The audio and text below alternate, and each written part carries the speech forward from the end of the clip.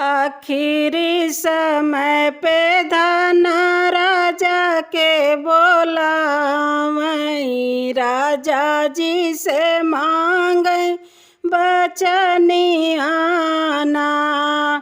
हमारे मारे पे राजा दूसरी न लइहा, ललना पे पड़ी है विपतियाना।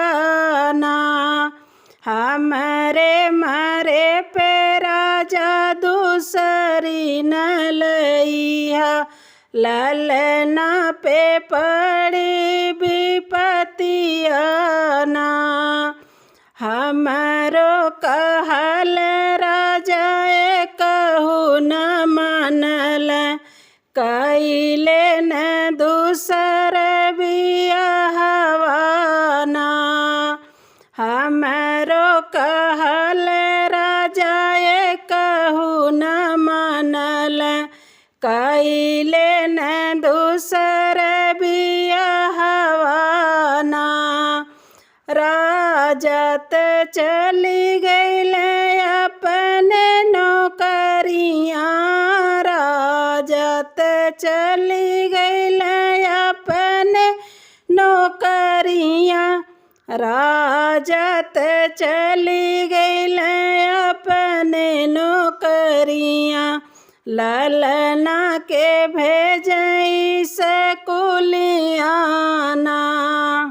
पढ़ी लिखी लाल जब घरवा के आइल, खोज लग अपनी मायरियाना।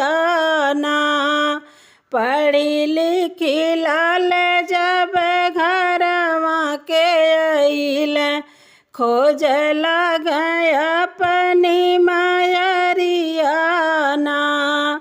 डरी के जे मारे लाल भोजन न मांग, जाई ठाड़ भैल दुआरियाना।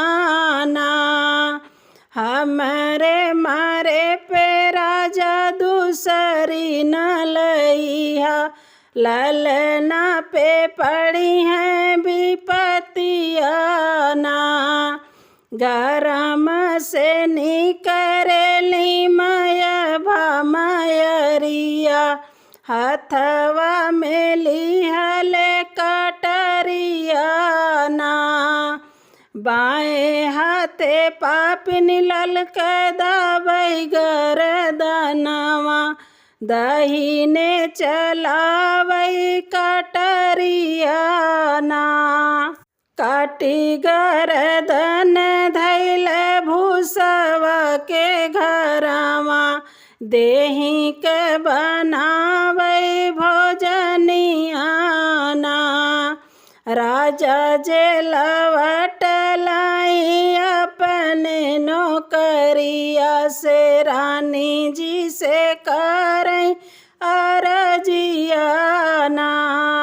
हमारो ललन रानी कहवा जे बाटई, देख खाती तरसई नजरियाना। तुहरो ललन राजा दूध भात खइल, खेलई जे गईल बहरियाना। गोड़ हाथ धोई राजा बैठी पलंगिया, कैले ही सुघर भोजनियाना। भोजन पानी राजा करहु न पवन, पीछे फुफकारई नगिनियाना। पलंगा उतरी राजा नागिन भगावई, नागिन जे जाले भूसा घरवाना। इधर के भूसवा उधर राजा कैल, देखी गईल लाल के गरदनियाना।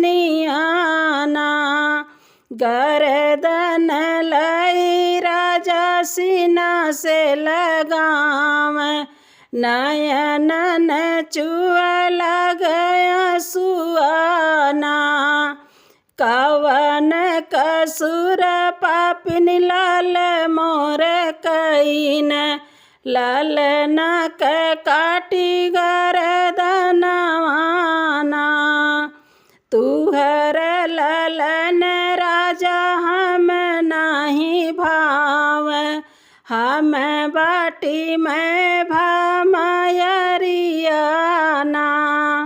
तुहर ही गर्दन पापिनी हमहू जे कटबई, देहि के बनैबे भोजनियाना।